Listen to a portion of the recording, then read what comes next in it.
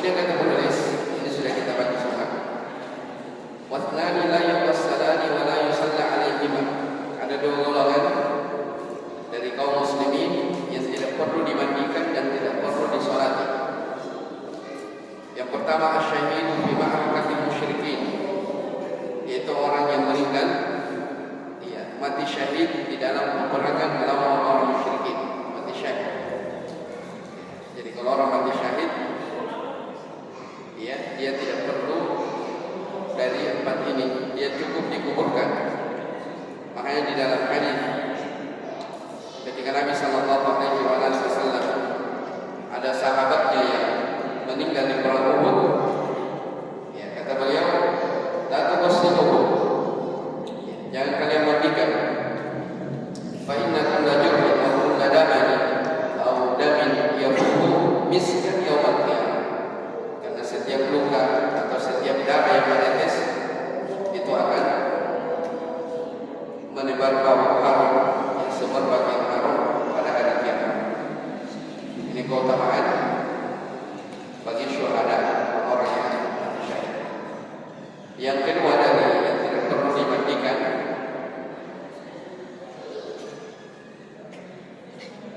tidak perlu disolati dan dimandikan adalah wasiftu alladzi lam yastahil sharifan,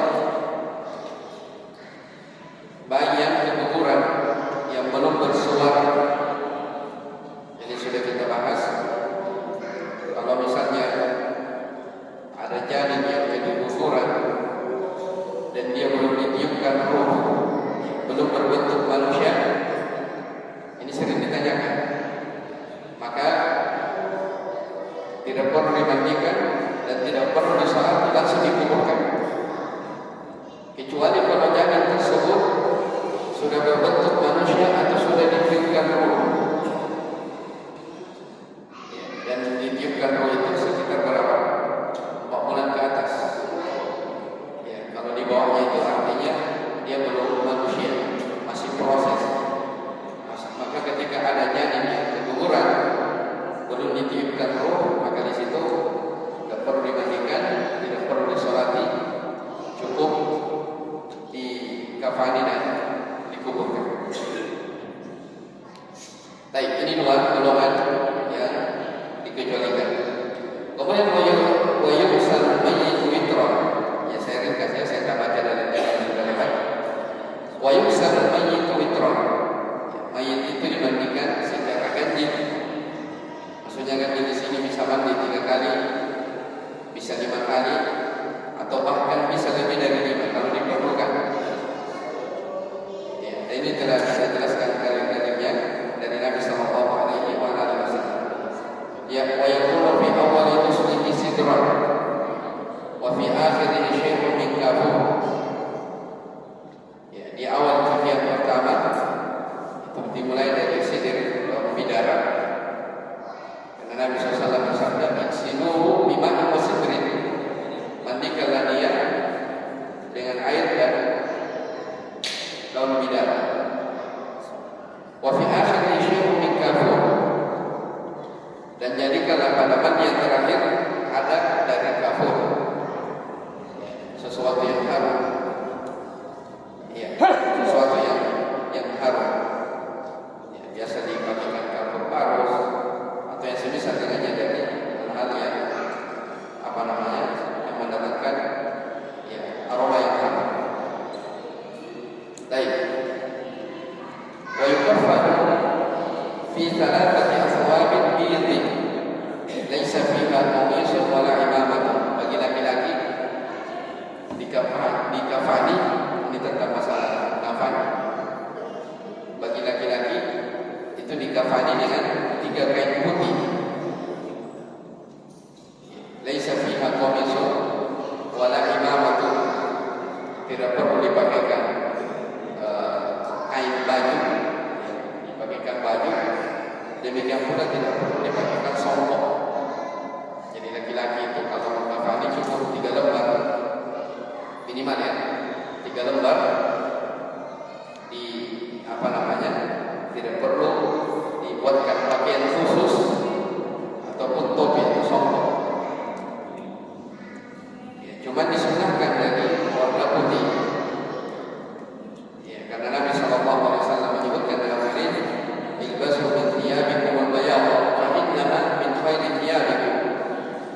kafinu fiha mautakum.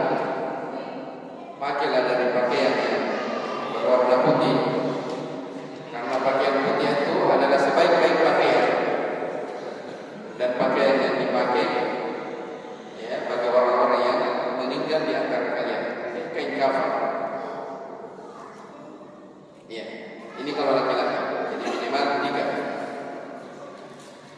Wal mar'atu fi khamsati athwabin bidin. Ya, sedangkan perempuan itu pada 5 pakaian yang berwarna putih. Ini ada ketentuannya.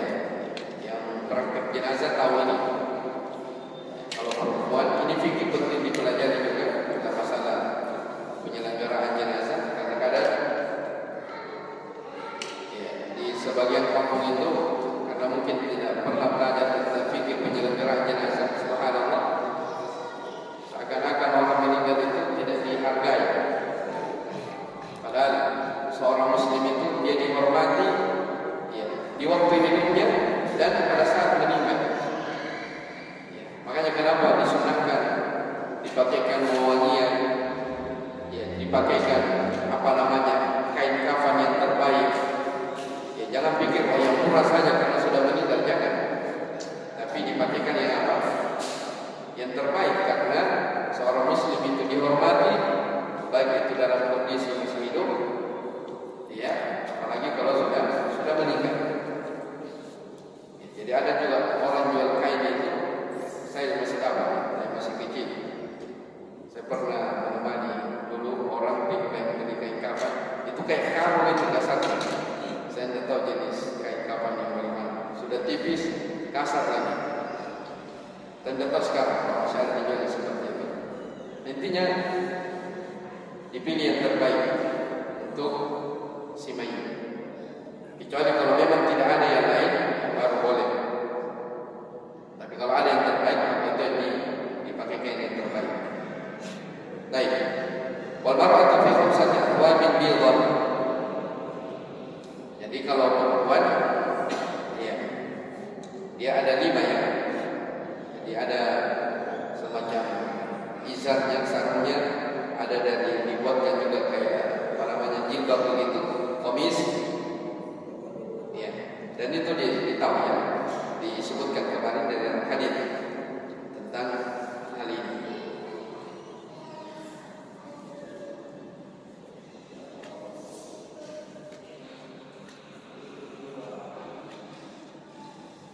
Tapi saya bilang tadi, kalau ini ketentuan-ketentuan untuk laki-laki minimal 3, perempuan 5, ini kalau seorang mampu. Tapi kalau misalnya ya di sebagian daerah mungkin orang tidak mampu beli kain atau hal-hal yang semisal dengannya, maka boleh dia menggunakan misalnya satu yang jelas menutupi. Ya, sebab pernah terjadi sebagian sahabat Nabi SAW, ya, disebutkan dari Mus'ab bin Umair, ya, yang terbunuh di perang Uhud. Kata para sahabat, falam najid syai'an nukaffinu fihi illa nabira. Iya, kami tidak mendapati sesuatu untuk menutupi dari tubuhnya kecuali hanya selembar dari kain. Qulna idza qaina biha ra'sahu kharajat rijlahu fa idza qaina rijlaihi kharaja ra'suhu. Subhanallah. Jadi Mus'ab bin Umair ini waktu meninggalnya, ini saya hanya satu kain kafan. Kalau ditutup kepalanya akan kelihatan kakinya. Kalau ditutup kakinya akan kelihatan kepalanya. Ini kondisi dahulu ya. Fa'amarna Rasulullah sallallahu alaihi wasallam an nughatti ra'sahu biha. Maka kata para sahabat, Rasulullah memerintahkan kami untuk menutup kepalanya saja. Kelihatan apanya? Kakinya. Wa naj'ala rijlaihi min idkhir. Kemudian kakinya yang kelihatan itu ditutup pakai jerami. Tahu jerami ya? Padi itu ada yang pasnya itu jerami itu. itu dipakai penutup karena keterbatasan. Padahal kita tahu ya, Mus'ab bin Umair ini dahulunya orang yang kaya raya sebelum masuk Islam. Tapi ketika mengikuti Nabi Sallallahu Alaihi Wasallam, kita lihat meninggal beliau, kain kafannya saja tidak cukup untuk menutupi dari anggota tubuh beliau. Radhiyallahu taala. Tapi demikian, ya demikian keadaan terdahulu. Baik. Kemudian berikutnya, wa yakabbaru alaihi arba'u takbirat. Ini tentang salat jenazah. Kemudian bertakbir dengan 4 kali takbir. Ya, 4 kali takbir. Wa yaqra'u al-Fatihah ba'da al-ula. Ini dimaklumi, sudah kita jelaskan. Setelah takbir yang pertama, yang dibaca apa? Suratul Fatihah. Ya, dari iftitah ya, tadi disebutkan doa iftitah. Wa yusalli ala Nabi sallallahu alaihi wasallam ba'da tsani. Setelah itu bersalawat kepada Nabi sallallahu alaihi wasallam. Ini takbir yang kedua. Ya. Salawat yang paling lengkapnya dibaca di salat, di tahiyat. Allahumma shalli ala Muhammad wa ala ali Muhammad kama shallaita ala Ibrahim wa ala ali Ibrahim innaka Hamidum Majid. Wa barik ala Muhammad wa ala ali Muhammad kama barakta ala Ibrahim wa ala ali Ibrahim innaka Hamidum Majid. Ini di takbir yang kedua. Wa yad'u lil mayyit ba'da tsalits. Setelah takbir yang ketiga, maka disitulah mendoakan si mayyit. Kata Nabi sallallahu alaihi wasallam, "Idza shallaitum 'alal mayyit fa akhlisu lahu du'a." Ya. Dalam riwayat Abu Dawud dari hadits Abu Hurairah, kata beliau, apabila kalian mensolati seorang mayyit, maka tuluskanlah, ikhlaskanlah doa untuknya. Ini juga harus dipahami bahwa yang paling inti di sholat jenazah itu di sholatnya, didoakan. Bukan nanti habis salam baru berdiri lagi berdoa lagi. Bukan di situ doa yang paling dianjurkan, tapi di mana? Di dalam sholat. Makanya imam yang sholat jenazah juga perlu diperhatikan. Jangan takbir, Al-Fatihah saja belum dibaca, Allah. Belum selesai salat, Allah. Belum lagi berdoa, Assalamualaikum, selesai. Apa yang mau didoakan kalau terlalu cepat? Jadi kita harus pahami bahwa sebaik-baik doa yang diberikan kepada si jenazah itu salat. Karena sebagian dari saya lihat doa lama itu ketika salam, habis salam semua berdiri berdoa. Padahal di sholat jenazah itu, kenapa ada syariat sholat jenazah? Disitulah didoakan mayitnya, bukan setelah sholat. Baik. Jadi Nabi Sallallahu Alaihi Wasallam menyebutkan di sini, "Idza shallaitum 'alal mayyit fa akhlisu lahu du'a." Apabila kalian mensolati mayit, maka ikhlaskanlah, tuluskanlah doa untuknya. Dan ini sudah kita sebutkan doa-doa. Doa yang paling yang paling sempurna yang diajarkan oleh Nabi Sallallahu Alaihi Wasallam, kita hafal semua. Allahumma ighfir lahu warhamhu wa'afihi wa'fu anhu wa akrim nuzulahu wa wasi' mudkhalahu waghsilhu bil ma'i wal thalji wal barad wa naqqihi min al khataaya kama naqaita thawb al abyad min ad danas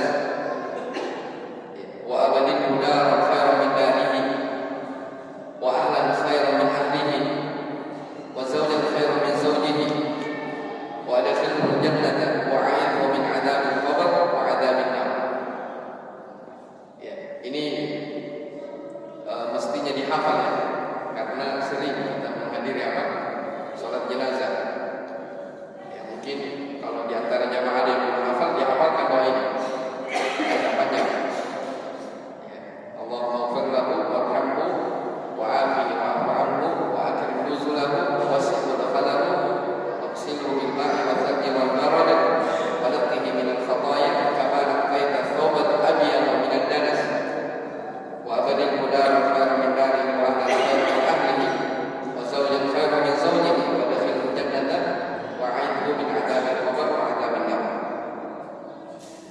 Sebagian ulama Syafi'iyah menyebutkan kalau misalnya tidak hafal doa ini, ada doa yang paling minimal.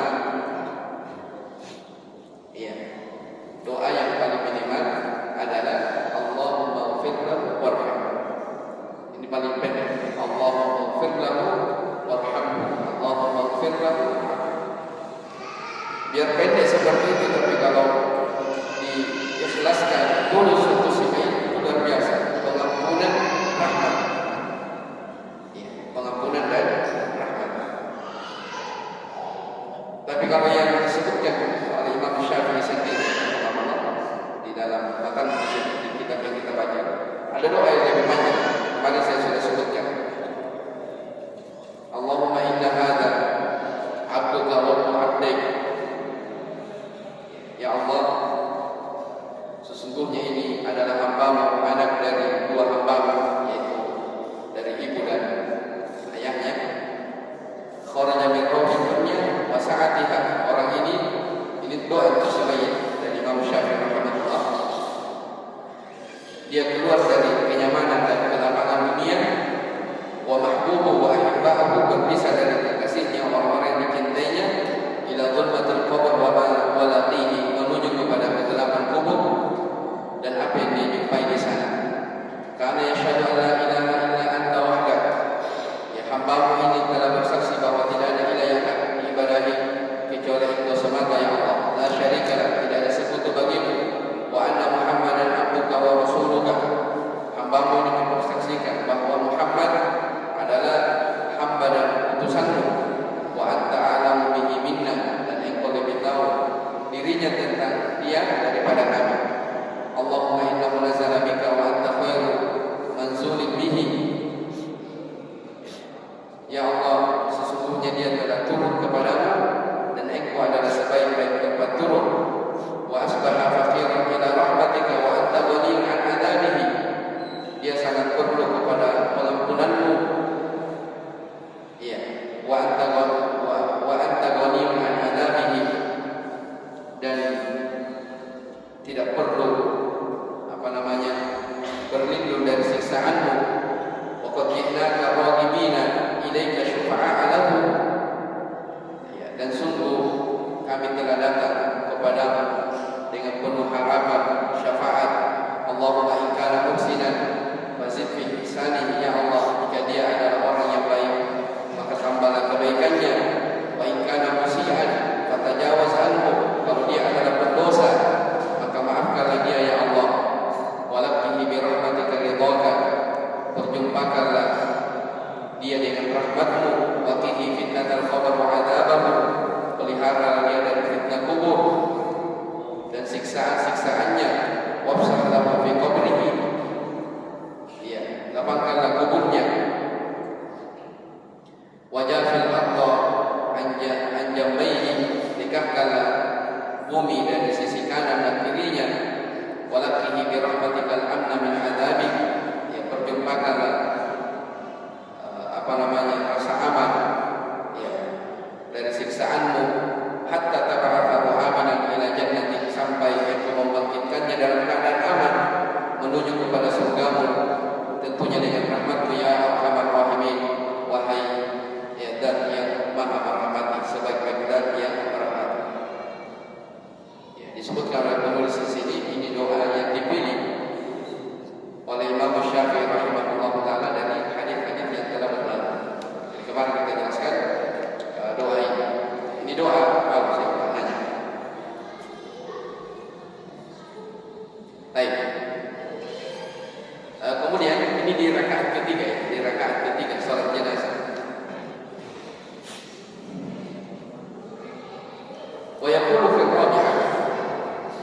Kemudian di takbir yang keempat, jadi setelah Allahu Akbar yang keempat, dia berucap Allahumma la tahrimna ajrahu wa la taftinna ba'dahu waghfir lana wa lahu. Dia bisa baca doa ini, ya Allah, janganlah Engkau halangi, janganlah haramkan bagi kami pahalanya, dan janganlah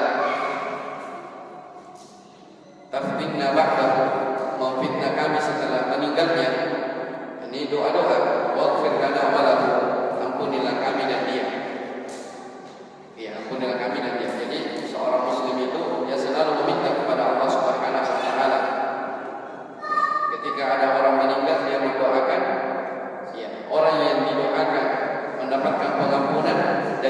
dapat pahala karena dia mendoakan saudaranya.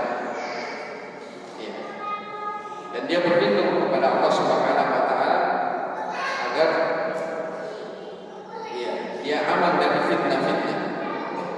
Karena secara umum ya kita hidup di dunia ini ya kita difitnah. Wa nabluukum bisyarri wal khairi fitnatan. Kata Allah Subhanahu wa taala, ya, dan kami menguji kalian ya, di atas kehidupan dunia ini, kebaikan dan keburukan, kebaikan dan kejelekan sebagai fitnah, sebagai ujian. Ya, sebagai ujian. Maka kita berlindung kepada Allah Subhanahu wa taala agar kita tidak terfitnah di dalam kehidupan ini, ya. Makanya Nabi sallallahu alaihi wasallam menyebutkan dalam hadisnya, isnani yakrahuhuma ibnu Adam. Ada dua perkara yang sangat dibenci oleh anak cucu Adam. Ya. Ada dua perkara yang sangat dibenci oleh anak cucu Adam. Di antaranya al-maut, di antaranya adalah kematian. Wal mautu khairun. Akan tetapi terkadang kematian itu lebih baik daripada fitnah yang akan menimpanya. Terkadang kematian itu lebih baik daripada fitnah yang akan menimpanya. Maka terkadang ya, ada orang yang disebutkan dalam Al-Quran, di antara manusia ada yang cepat diwafatkan, di antara manusia ada yang nanti tua baru wafat, ada yang masih muda sudah meninggal. Itu semua ketentuan dan hikmah Allah Subhanahu wa taala. Ya. Mungkin kita sebagai keluarganya berpikir ini kalau masih muda sudah meninggal, itu ada hikmah. Ya. Mungkin kita tidak tahu kalau orang ini meninggal, kita tidak tahu apa yang terjadi setelahnya. Maka semuanya ada hikmah di balik ketentuan dan takdir Allah Subhanahu wa taala. Baik. Kemudian kata penulis di sini, wa yusallimu ba'da rabi'ati. Kemudian dia salam setelah takbir yang keempat. Jadi setelah takbir keempat itu Allah Akbar, masih ada doa di situ. Sejenak setelah itu assalamualaikum warahmatullahi wabarakatuh. Bahkan datang dalam sebagian riwayat ada pernah sahabat yang mensolati sahabat yang lain. Ya, takbirnya itu sampai 5 kali. Sampai 5 kali. Itu usaha saja.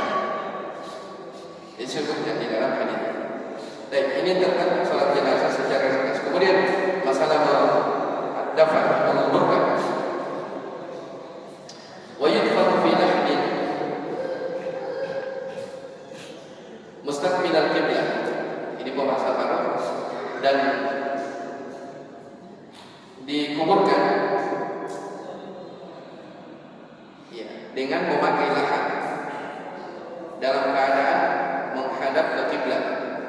Dalam keadaan menghadap ke kiblat. Jadi mayat itu ya, sunnahnya dibuatkan lahat. Ya, lahat itu tahu lahat ya. Jadi kuburan digali, pas sampai di bawah itu ada miring, itu lahat namanya. Ya, kata Nabi sallallahu alaihi wasallam, "Al-lahdu lana wa syaqu li ghairina." Ya. Lahat itu untuk kita dan syak itu asyaqqu untuk selain kita. Jadi kalau umat Islam itu lahat, selain Islam bukan lahat. Asyak namanya. Tahu syak ya? Jadi ini contohnya.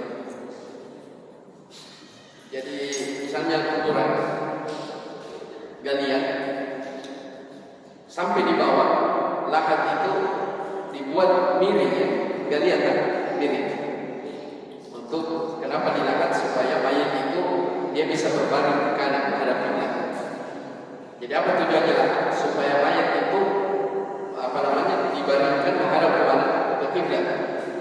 Sebab kalau tidak dilahat, itu artinya mayat menghadap ke atas. Ya toh?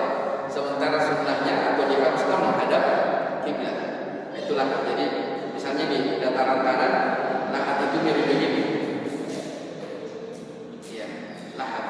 Kalau syak yang disebutkan dalam hadis, wa syaqu li ghairihi, sementara syak itu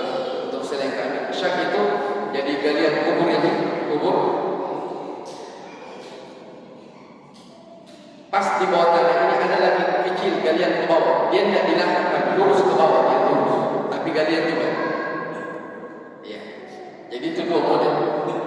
Dan ini disebutkan bahwa asyak juga boleh beda saja, tapi afdalnya itu lahat. Ya. Afdalnya itu apa? Lahat. Karena memang datang hadis dari Nabi sallallahu alaihi wasallam. Ya, dan ini juga pesan sahabat yang bernama Sa'ad bin Abi Waqqas.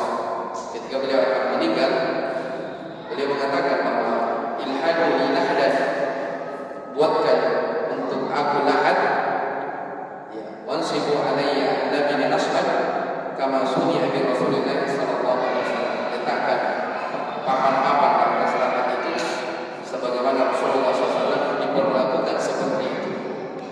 Ya, menunjukkan lahat di kuburan itu adalah sebuah sunnah yang datang dari Nabi sallallahu alaihi wasallam. Cuma kata penulis di sini, wa yajuzu ad-dafnu fi syak. Dan boleh saja misalnya kuburan itu modelnya syak, ada galian kecil di bawah. Jadi tidak di sebagian tempat, di sebagian daerah itu tidak semua bisa lahat. Kenapa? Kalau dilahat bisa longsor. Iya tak? Ada sebagian kampung tidak bisa dibuatkan lahat, tidak bisa hujan. Kalau dilahat, yang di atasnya itu akan roboh. Maka kalau misalnya tidak bisa dilahat, paling tidak dia dibuat syak. Ada lubang lagi lebih dalam ke bawah. Nah, itu namanya apa? Syak. Jelas ya? Kalau tidak memungkinkan. Tapi afdalnya lebih afdal dipakai syak. Allah.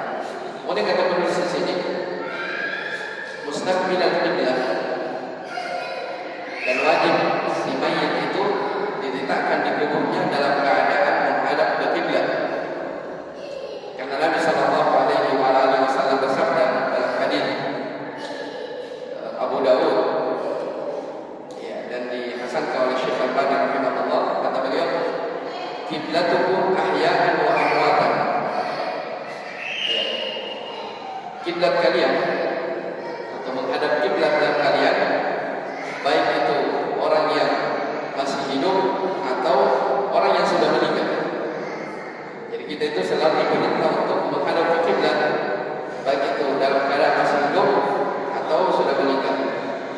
Dan ini adalah sesuatu yang telah berjalan di tengah umat Islam. Jadi kalau ada orang meninggal, dihadapkan ke kiblat. Kemudian kata penulis, wa yusallu min qibali ra'sihi, mayat itu dimasukkan dari arah kepalanya, birifqin, dengan pelan-pelan, penuh dengan kelembutan. Bagaimana itu dari arah kepalanya? Jadi kalau misalnya kuburannya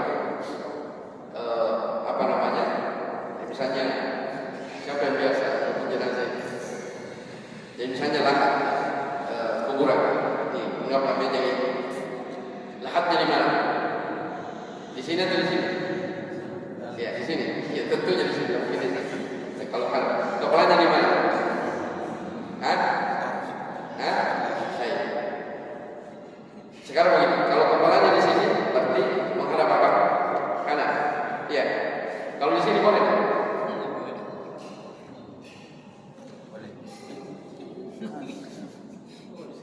Boleh saja. Boleh saja. Yang jelas dia menghadap kiblat. Paham ya? Tapi kalau misalnya ditaruh di sini, berarti arahnya itu dari sini masuk. Paham? Dari sini. Tapi kalau mau ditaruh di sini, berarti arahnya dari mana? Dari sini. Itu sunnah. Tapi seandainya terbalik, ini jangan menjadi masalah. Jangan ribut di kuburan. Jangan ribut. Harus orang bersedih ini. Sekarang itu salah. Apalagi permainan. Jangan ribut. Jadi kadang sesuatu sudah itu jangan dipaksakan. Jelas ya? Baik. Jadi dikatakan di sini dimasukkan dari arah kepalanya birifqin, penuh dengan kelembutan. Wa yaqulu alladhi yuhibbu bismillah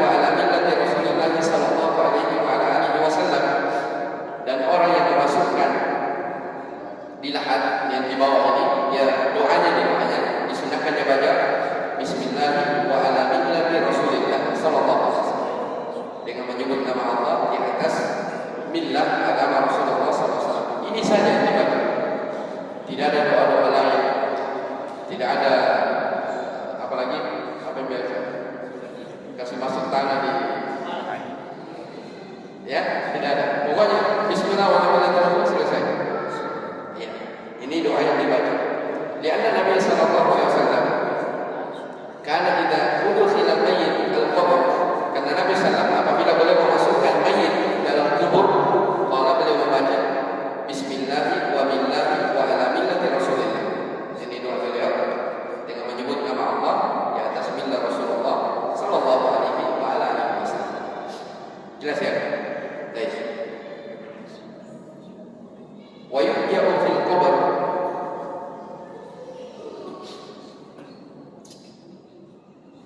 ba'da an yu'ammar,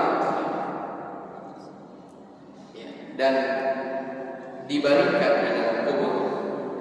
Muttoja, yubja itu artinya dibaringkan. Baring itu maksudnya menyamping. Bahasa Arab yubja dibaringkan. Ini wajib. Kenapa dan wajib? Karena itu yang saya bilang tadi. Kenapa harus dibaringkan? Supaya si mayat itu menghadap kiblat. Ya, supaya menghadap kiblat. Wajahnya menghadap kiblat. Ba'da ayyu'ammar al-qabr, setelah kuburan itu digali dalam. Ya. Sampai mana kedalaman kubur itu? Jadi pembahasan fikih disebutkan juga sampai mana kedalaman kubur. Kata penulis di sini, qamatan wa bastatan. Ya, kedalaman orang yang menggali kubur itu qamatan. Qamatan itu setinggi orang berdiri. Wa bastatan, dan ditambah bastatan. Bastatan itu tahu ya? Tapi bukan orang yang tinggi ya, yang sedang-sedang. Bukan orang yang tinggi 2 meter, tambah lagi begini. Tidak, orang yang sedang-sedang tingginya. Jelas ya? Tapi disebutkan oleh para ulama ini bukan ketentuan. Tapi kenapa ulama di fikih menyebutkan seperti ini, setinggi orang kemudian tambah lagi? Ini untuk memperkirakan saja agar aman dari binatang buas, supaya baunya itu tidak tercium dengan binatang itu saja. Jadi ketentuan kubur itu selama orang masih sudah merasa aman dari galian hewan buas dan semisal dengannya, maka sudah tidak menjadi masalah. Jelas ya? Itu ketentuannya. Ada riwayat disebutkan dari sahabat, cuman dari sisi sanad ya diperbincangkannya. Kemudian pembahasan berikutnya ini sudah dari galian kuburan. Kemudian kata penulis, wa yusaddahu al-qabr wa la yubna alaihi wa la yujassas. Kemudian kuburan itu diratakan. Fa yabsutu ala basar wa la yaslam lil amri bi taswiyatil kubur. Dan kubur itu harus diratakan dengan tanah, tidak boleh ditinggikan. Karena Nabi SAW memerintah untuk meratakan kuburan sebagaimana yang datang di dalam hadis. Thumma disebutkan dari sahabat Abdullah bin Ubay. Thumma qala sami'tu Rasulullah SAW ya'muru bi taswiyatiha. Saya mendengar Rasulullah SAW memerintahkan kami untuk meratakan kuburan. Wa in salama al-qabr fala ba'sa bihi. Tapi seandainya kuburan itu dibuat gundukan, tahu gundukan ya? Jadi asalnya kubur itu. Antum lihat kuburan bagi asalnya kubur itu rata dengan tanah. Asalnya itu sunnahnya. Kemudian tandanya itu hanya batu. Ya, bukan batu campur semen. batu biasa. Batu rata. Tapi kata penulis di sini, seandainya ada orang buat kuburan itu di sana dibuat gundukan sebagai tanda, maka ini tidak masalah juga. Sebab ada riwayat yang datang dari Nabi sallallahu alaihi wasallam, sebagian sahabat mengatakan annahu ra'a qabran Nabi sallallahu alaihi wasallam musallaman. Jadi ada sahabat yang melihat bahwa kuburan Nabi sallallahu alaihi wasallam itu musallaman. Musallaman itu tadi ada sedikit apa? Gundukan tanah, bukan tembok. Ya, jadi boleh. Wala yazdaru fihi, dan tidak boleh melebihi daripada itu. Jadi tanah itu boleh dilebihkan di atas dataran, boleh digundungkan, tapi tidak boleh lebih dari sejengkal. Tidak boleh lebih dari sejengkal. Ini ada hadis dari Nabi sallallahu alaihi wasallam, dikatakan di situ faqad rafa'a qabr Nabi sallallahu alaihi wasallam min al-ardi shibra. Jadi betul kuburan Nabi sallallahu alaihi wasallam tinggi itu hanya sejengkal di atas permukaan, tidak lebih daripada itu. Ini tentang model kuburan. Makanya itu lihat ya di kuburan Baqi yang pernah ke sana dan sekarang tersebar video itu. Antum lihat kuburan di Baqi itu rata semua. Tidak ada dibilang ini pejabat. Ini kuburannya Karim Fulan, ini semuanya rata. Ya, jelas ya. Jadi tidak ada yang dibeda-bedakan.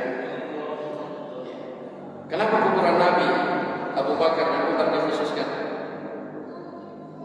Kenapa tidak dibagi? Ya, karena memang ada hadis khusus dari Nabi SAW bahwa di mana Nabi meninggal maka di situ dia dikuburkan. Itu dari khusus. Kenapa ditembok? Ya, pembahasan tidak ditembok. Ya, belakangan itu baru ditembok. Kenapa? Karena orang datang minta kepada kuburan Nabi, makanya di pemerintah ya memberikan usaha bagaimana kuburan Nabi ini tidak disembah, makanya dibuatkan. Tapi asalnya di dalam itu tidak ditembok seperti itu. Yaitu bukan dalil bahwa kuburan Nabi saya ditembok. Asalnya kuburan Nabi itu rata seperti batu. Karena memang ada hadis yang datang dari Nabi SAW larangan untuk membangun kuburan. Akan kita baca. Jelas ya? Baik. Wala yubna alaihi wala yujassas. Kemudian kata penulis di sini, kuburan tidak boleh ditinggikan dan tidak boleh ditajsis. Ditajsis itu dihiasi, dikapuri. Ya, kalau bahasa sekarang mungkin dicat. Ya, dicat. Kalau dicat saja tidak boleh, lagi tembok. Ya. Baik. Wala yubna alaihi wala yujassas. Kenapa? Karena Nabi, karena naha Rasulullah sallallahu alaihi wasallam ayyujassasal qabr. Ini hadis jelas ya. Dalam riwayat Abu Dawud, At-Tirmidzi, An-Nasa'i. Kata sahabat, naha Rasulullah sallallahu alaihi wasallam ayyujassasal qabr. Rasulullah sallallahu alaihi wasallam melarang untuk mentajsis kuburan, mengecat satu. Wa yuq'ada alaihi, duduk di atas kuburan. Wa ayyubna alaihi, membangun kuburan di atasnya. Dalam riwayat lain dikatakan wa ayyuktaba alaihi, dilarang menulisi kuburan. Wa ayyuqa, dan dilarang menginjak. Ya, ada beberapa di sini. Yang pertama mentajsis, menghiasi. Yang kedua menduduki. Yang ketiga membangun. Yang keempat menulisi. Yang kelima menginjak. Ya, makanya kalau misalnya datang berziarah atau menghadiri pemakaman, kita dilarang menginjak apa? Kuburan. Ya, dilarang menginjak kuburan. Ini adab-adab ya. Dilarang oleh Nabi sallallahu alaihi wasallam. Ini saya baca hadisnya, bukan saya buat-buat sendiri. Saya baca hadis dari Nabi sallallahu alaihi wasallam. Jadi ini larangan-larangan penting kita tahu. Ada dalilnya dari Nabi sallallahu alaihi wasallam.